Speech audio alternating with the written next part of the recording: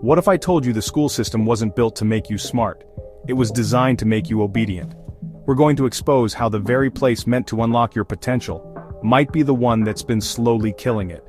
We're diving deep into why most people lose their creativity as they grow up, and more importantly, how to reclaim it.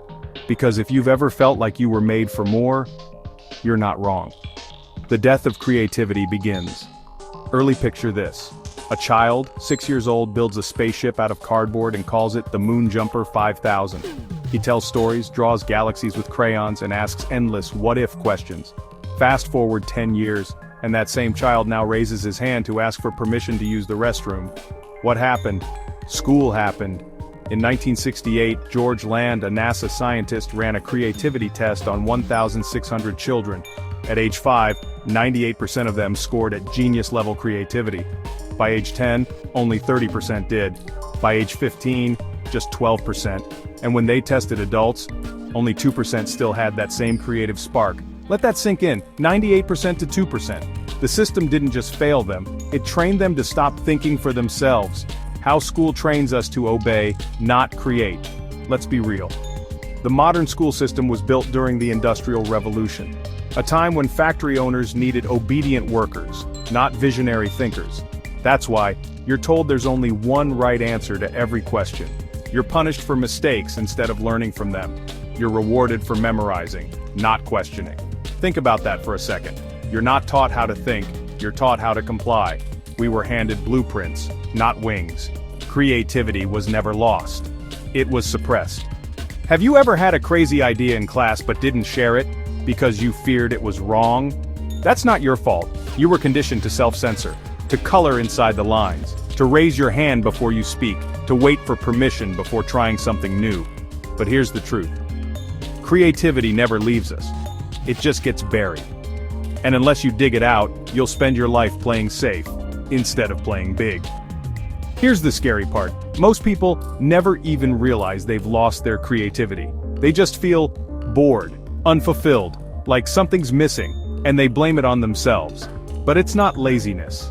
It's not lack of talent. It's the system. A system that made you doubt your own voice. The longer you wait, the more your life starts to feel like someone else is writing your script. That's the real tragedy. So, how do you get it back? It starts with unlearning.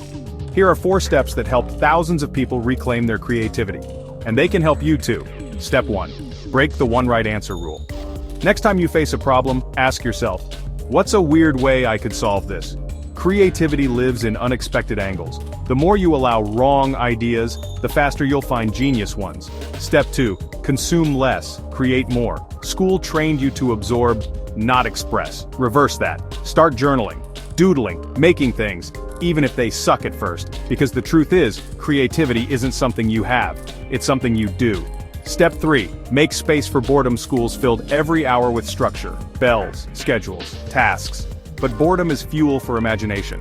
Take time to unplug, walk without music, stare at a wall.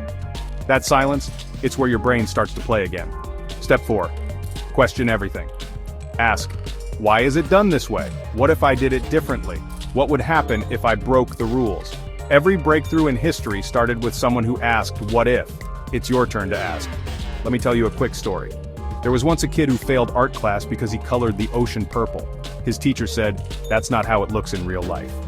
Today, that same kid designs album covers for major artists, and gets paid to break every rule he was taught. He didn't lack talent, he just needed someone to unteach him the limits. So ask yourself, what parts of you were shut down because they didn't fit inside a test? What ideas did you bury to get that A+?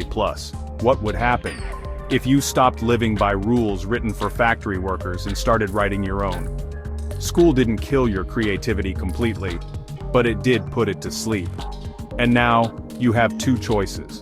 Keep living on autopilot, chasing grades and approval, or wake up and reclaim the wild, original mind you were born with. Remember, you don't need permission to be creative. You just need to start. Want to know how to rebuild your life outside the system? Watch the next video. It'll change how you see everything.